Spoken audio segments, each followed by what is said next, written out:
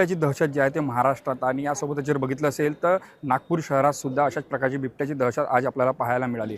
उमरेड ज्या ठिकाणी मोठ्या प्रमाणात बिबट आहेत, वाघ आहेत आणि त्या वन्यजीव प्राण्यांचा जो नुकसान आहे तो शेतकऱ्यांना होता, या संदर्भात अनेकदा जे आहेत त्यांनी निवेदन दिलं आहे। भाजपचे नेते आहेत, जिल्हाध्यक्ष वंजारी आज अनिल राऊत त्यांच्याशी आपण बातचीत करूया। काय सांगाल या संदर्भात? आपण जर बघितलं असेल तर मोठ्या प्रमाणात जे आहेत ते बिबटे आहेत, वाघ आहेत, आता शहरालगत येत आहेत। आपण या संदर्भात निवेदन सुद्धा केलं, काय सांगायला संदर्भात?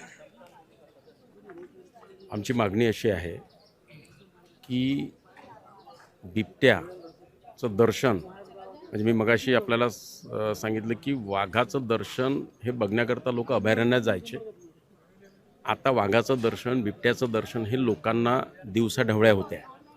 मानवी वस्तीमध्ये बिबट्या शिरतो आहे आणि म्हणून मोठ्या प्रमाणामध्ये दहशत शेतकऱ्यांमध्ये आहे, नागरी वस्त्यांमधील नागरिकांमध्ये सुद्धा आहे। आमची माहिती अशी आहे की प्रजनन क्षमतासुद्धा वाघाची हे वाढते आहे। म्हणजे पर्यावरणाचा जर आपण विचार केला, माझी औपचारिक चर्चेमध्ये माझी पण माहिती अशी आहे की विदर्भातलं जे वातावरण आहे हे संतती जास्त मोठ्या प्रमाणात होण्याकरता अनुकूल आहे, अशी पण एक माहिती मिळालेली आहे। त्याच्यामुळे याच्यावर कंट्रोल जर करायचा असेल तर नसबंदी करणे हा एक त्याच्यातला मोठा उपाय असं आमचं म्हणणं आहे। आणि वाघांची जर नसबंदी केली तर निश्चितपणानं त्याची संख्या कमी होईल, नंबर एक।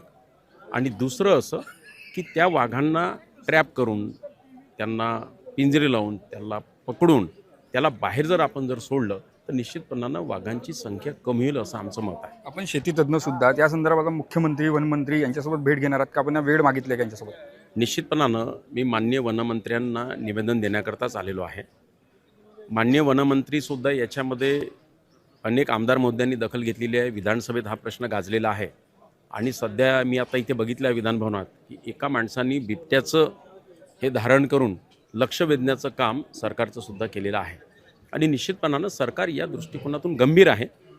त्याच्यात काय योग्य उपाययोजना करता येईल या संदर्भात निश्चितपणानं माननीय मंत्री महोदय योग्य तो निर्णय घेतील, हा माझा जिल्हाध्यक्ष म्हणून ठाम विश्वास आहे। उमरेड या भागामध्ये बघितलं असेल तर मोठ्या प्रमाणात बिबट आहेत, वाघ आहेत, अन्य वन्यजीव प्राणी मोठ्या प्रमाणात। याचं नुकसान जर बघितलं तिथलं ऊस उत्पादक शेतकऱ्यांना मोठ्या प्रमाणात होता, कारण ऊस उत्पादक शेतकरी यात कमी झालेले आहेत कारण की बिबट्याची वाढलेली संख्या बघता। केवळ ऊस उत्पादकच शेतकरी नाही, निश्चितपणानं ऊस उत्पादक शेतकऱ्यांमध्ये ती दहशत आहे। कारण ऊसाच्या लागवडीमध्ये अनेक आपण पाहिलं तर वाघ लपून असतो।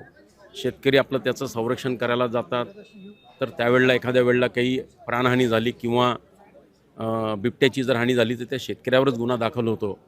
त्याच्यामुळे एकीकडे अशी मागणी होते की बिबट्याला असेल किंवा म्हणजे जंगली जनावरांना ठार मारण्याची परवानगी दिली पाहिजे, अशी शेतकऱ्यांची मागणी आहे। पण इकडे वन्यजीव कायदा जो आहे हा सुद्धा बघावा लागणार आहे, तो पण आडवा येतो आहे।